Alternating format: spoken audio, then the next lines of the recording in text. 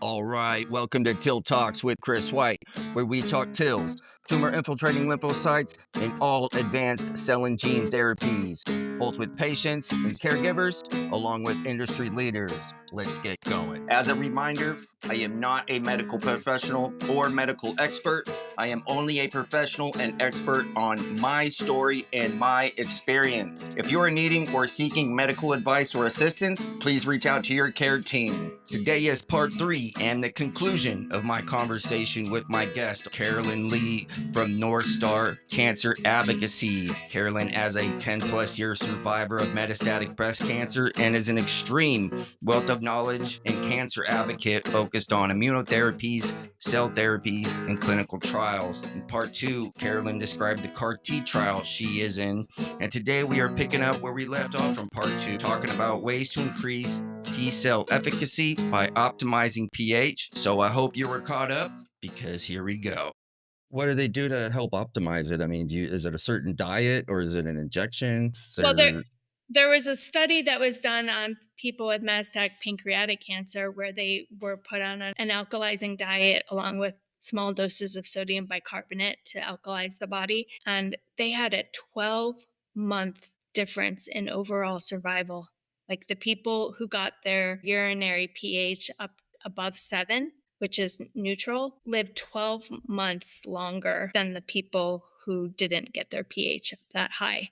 And that was done in a small pilot trial, and that was using chemotherapy. That wasn't even using T-cell therapy. Makes so much sense when just talking about being alkaline and having a correct pH level, because I openly admit I had horrible eating habits in terms of like fast food, processed food. I didn't give a shit what the ingredients were as long as it was substance. And once I was diagnosed, my mom is a certified health coach, and I moved in with her, and she had me eating whole foods and just healthier. I got on a better sleep schedule. I still firmly believe that I was definitely more alkaline than I was before. And when I was in the hospital for my 12 days for TIL, every time I had to go take a piss, which was a lot, they made me pee in that jug so they could test my pH level, and they were doing it all day long. And I'm so so, excited that they did that because a lot of yeah, trials are.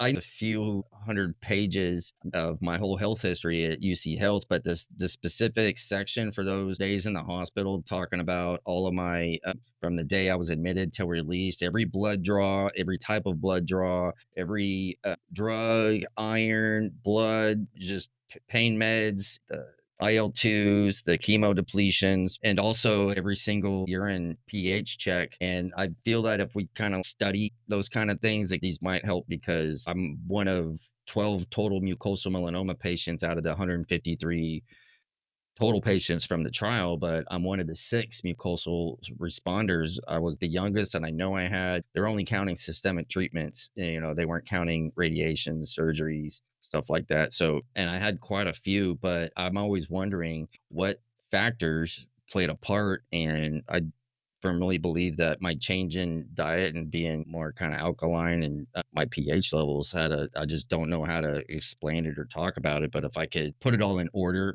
from data, this is what we had, or this is what they gave me, it should be able to. I think there's a chart that kind of shows.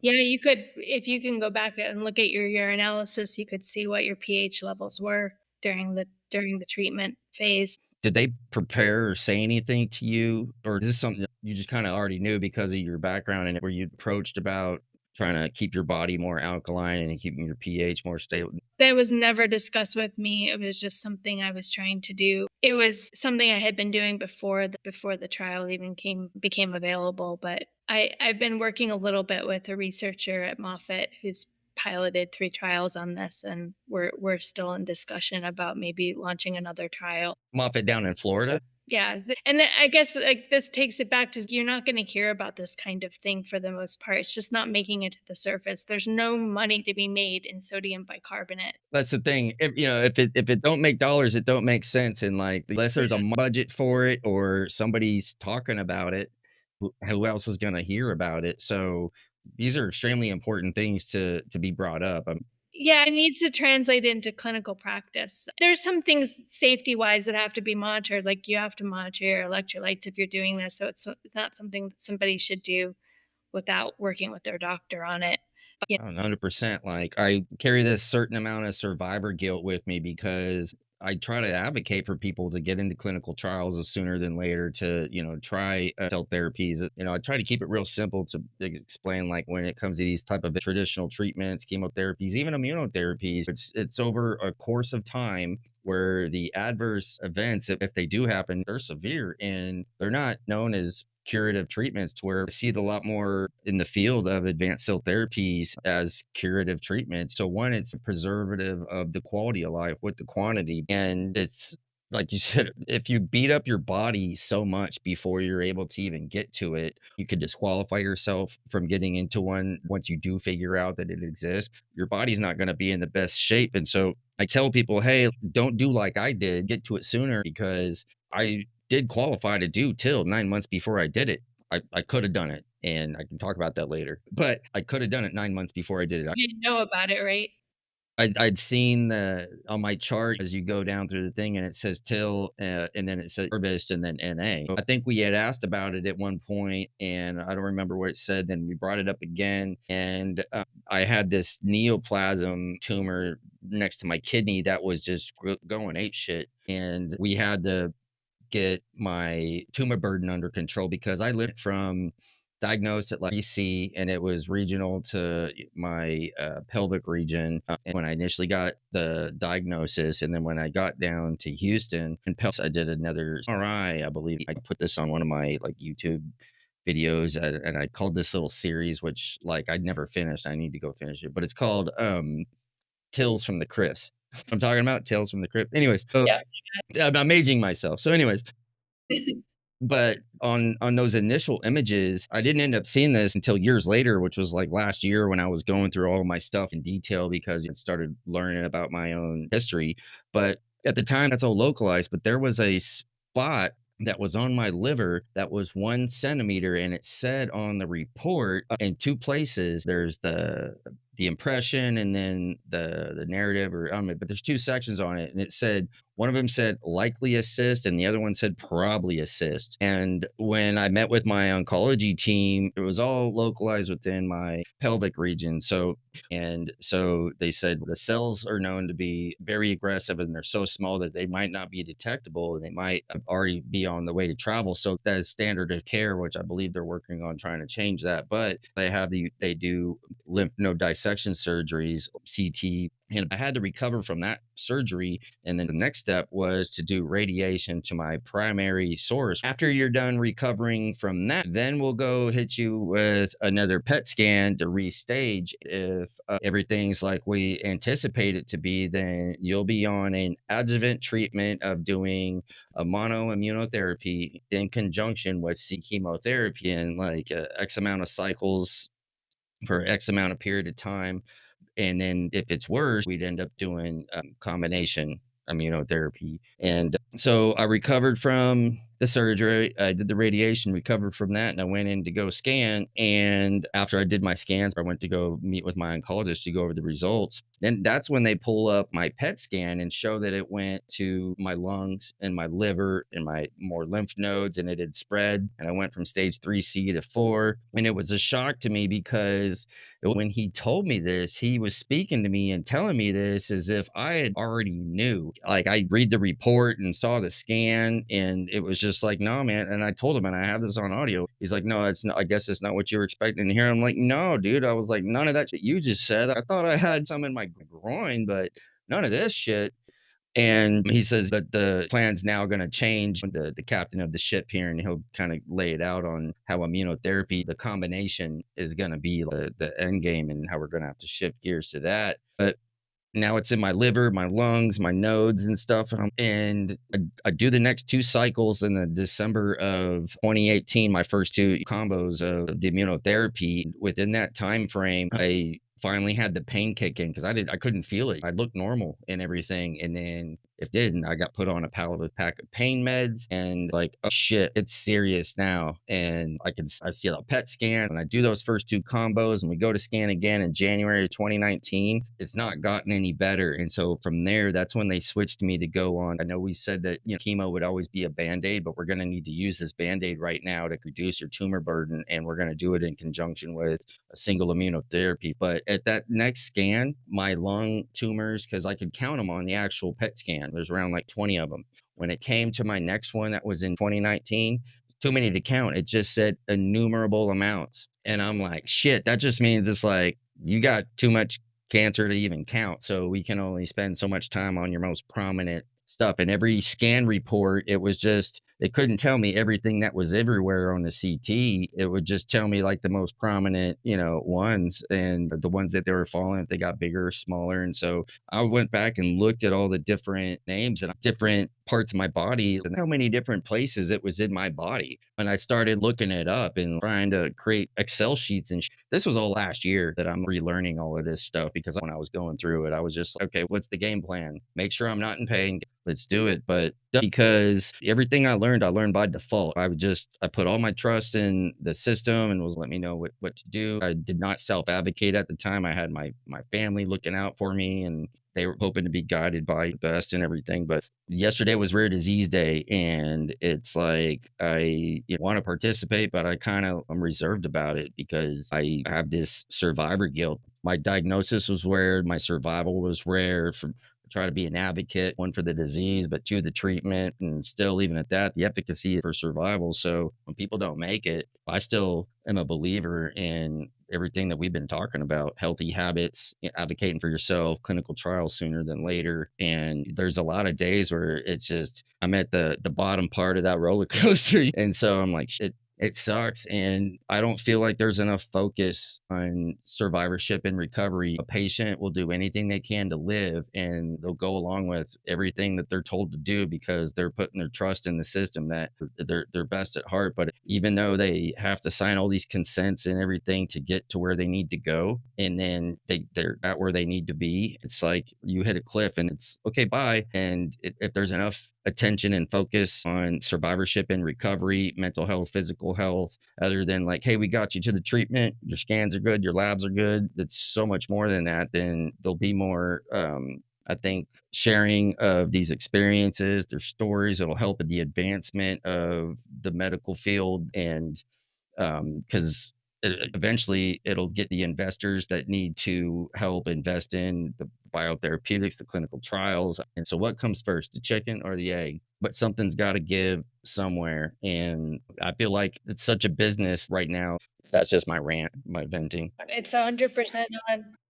I really think that we need to be moving towards a socialized system of not just administering medicine, but of research, because the drive is, profit instead of cure. We only have like a handful of till pharma companies, or, uh, Biotherapeutics.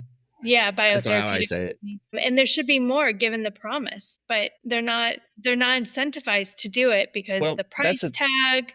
that's the thing, is they all are in the same boat, which is they need funding. I had some dude reach out to me on LinkedIn. He's like, "Man, you seem like you're pretty connected. I've been working on TIL therapy, but trying to get it, out of discovery into phase one in human, but it's hitting the wall of funding." And I'm like, "Shit, man, you and everybody else," because that's the problem. Is it all costs money, and life is so much more expensive. Literally, it was so nuts. I got out of the hospital in January 2020, and the cost of everything just skyrocketed from there. I was like, what the fuck, bad dream.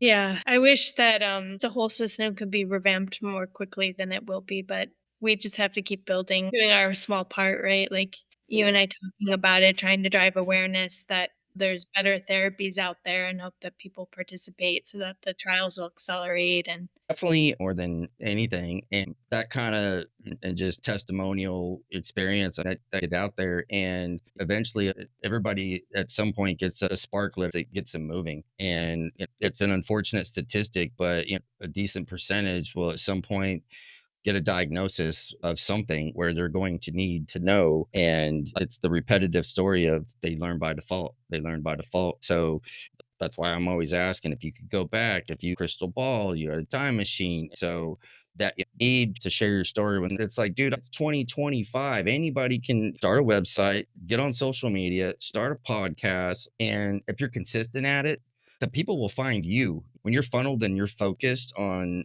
specifically like what we're doing, the people we're trying to reach, they will find us and we will find them, and change will happen. And I'm a firm believer in that. And so I've spent the last couple of years just trying to grind on, I don't know how I'm going to do it, but I'm going to figure out how to just spend all my time doing this. It's not a side project and very lonely, but it's purposeful. I'm not just doing a job just to do a job and just to rinse and repeat just to exist. There's meaning in it, and it's going to benefit future generations. And there's just so much more to it. Yeah, because we're trying to build for the future so that people don't have to go through what we've gone through. Absolutely. I look at it like it's in the 80s and 90s, and nowadays, how treatable, how much advance has been made. It takes time, it takes money, and look where we are now with immunotherapy. Before 2012, talking about IPI, it was interferon, and that was your choices were real limited. And now there's 17 approved drugs for melanoma, and somebody's got to get their foot through the door and open those floodgates. And that was Jim Allison that had done that for immunotherapy. And have you seen that documentary about him on Apple? Yeah. For people that don't know it, it's Breakthrough Jim Allison. Yeah, It's a it's great a have to. documentary. Yeah, it's not too technical, so you won't be It, bored by technicalities, and it's it just just his relentlessness is like, the takeaway, like, he just was just relentless. you don't quit. And the thing is he believed in what he was doing. He stuck with it. And it was one of those things to where he was like, I know I'm going to take this criticism. I know people are that he stuck with it. And look what ended up happening.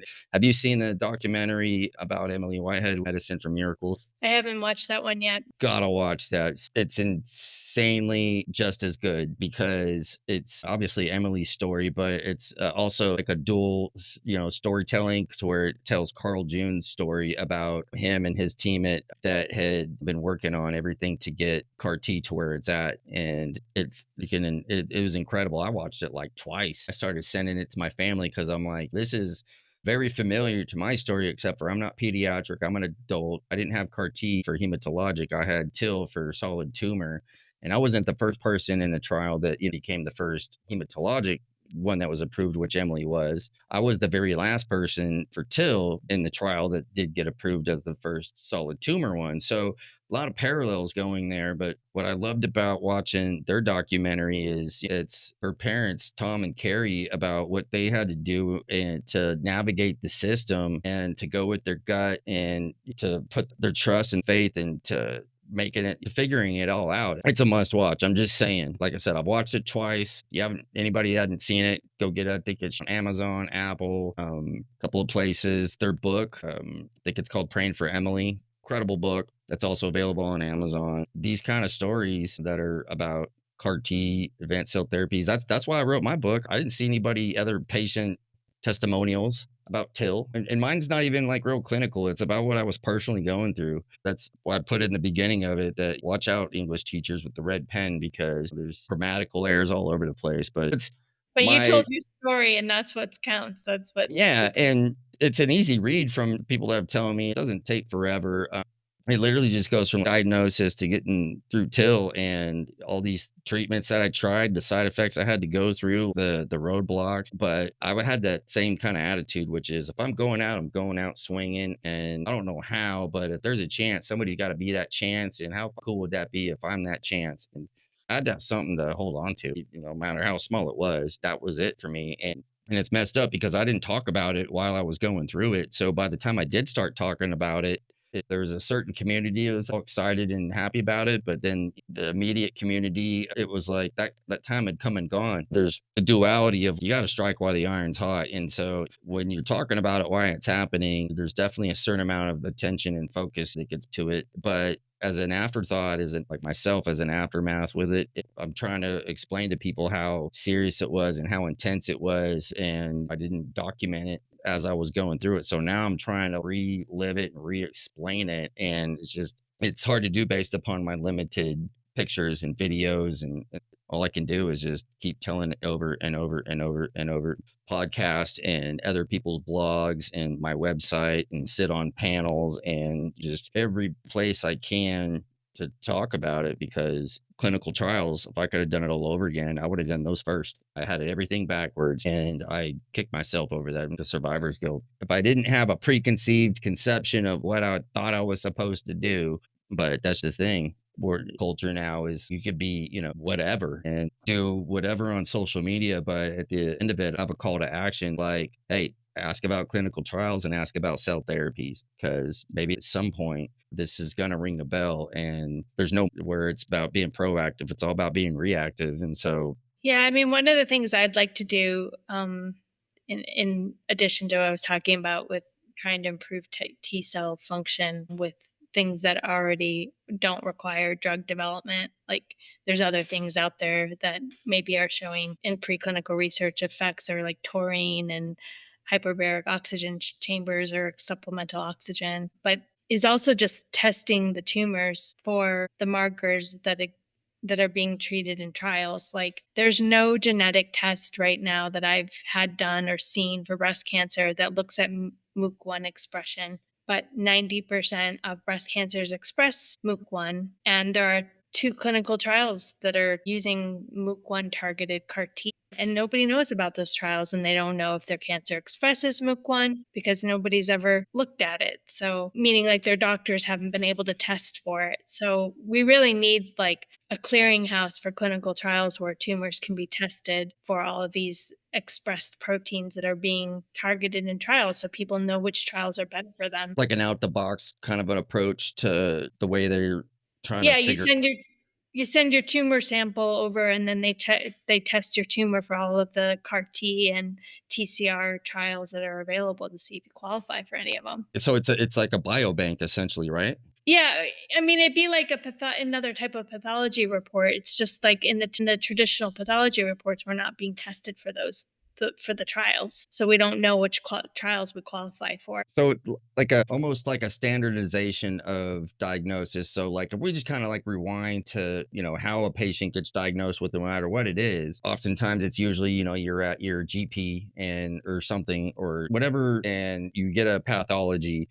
And then once you get that, then they recommend to go see that specialist. And then you're at the mercy of whatever that specialist, they know. Not everything that exists, but what they know. And so I always look back when I got my results and the results was cancer, got the pathology and then the scans and labs to confirm what was there. And then based upon what my mutations were, and then it's like, okay, here's all that's out there.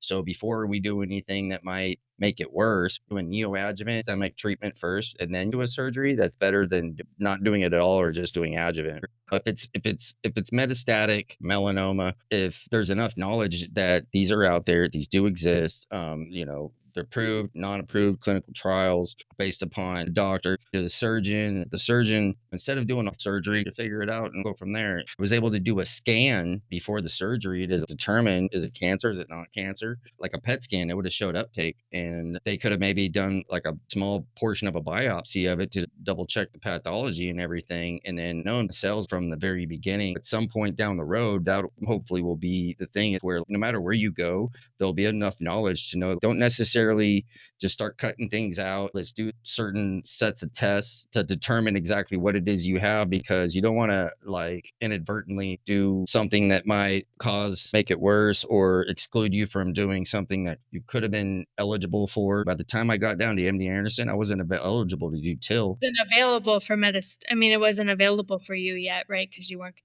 stat. MD Anderson had ran TILs for a long time, but by the time I got there, I had had two surgeries, and then I saw them. I had to figure out, is there anything left? Where is it at? But if I would have had a biopsy and showed up straight to them, and they would have been able to guess the diagnosis. Here's what you qualify for, and I was sure still would have came up and been like, hey, let's pull this out, grow your cells. But by the time I got there, all I thought was cut it out. And I had two surgeries in Dallas before I got to Houston. And so, But I don't know that the trial that what they were doing was available to you even at that point. It it was. was, yeah, because They were doing it for primary metastatic melanoma. yep. And the thing is they had it, and they had it all the way up until my very last appointment with them, because at that very last appointment, that's when they said, "Hey, we have had this trial, but we couldn't refer you to it." I didn't, by the time I got there, I didn't qualify for it, but I started doing treatment, and I went metastatic. It went to my lungs, my liver, all those things. In January of 2019, I had another big golf ball node in my groin, and I could have went, but by the time October 20, they had to shut down their program because they had lost all their employees because they all got recruited out of there. So since they didn't have the infrastructure to run the program and the qualified people, they had to shut it down.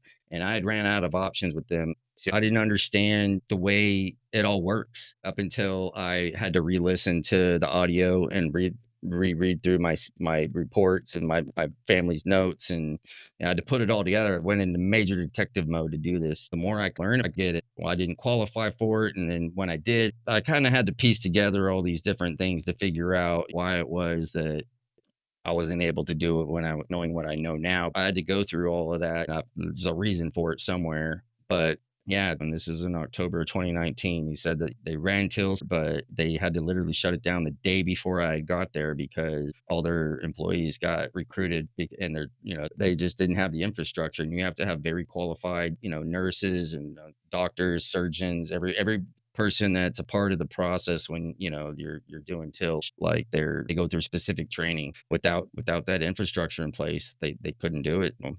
And I also think that since my cancer was so aggressive that it was too risky to do a washout. Remember, we were talking earlier about all the different things that come into play when you have to consider the washout, making sure there's a bed ready, making sure your cells are growing. And so in the end, I got to where I needed to go, and then I got what I needed to get, and then it worked. But I don't know. Crystal ball, time machine, hindsight. I'm here Yeah. now, but yeah, it's one of those things.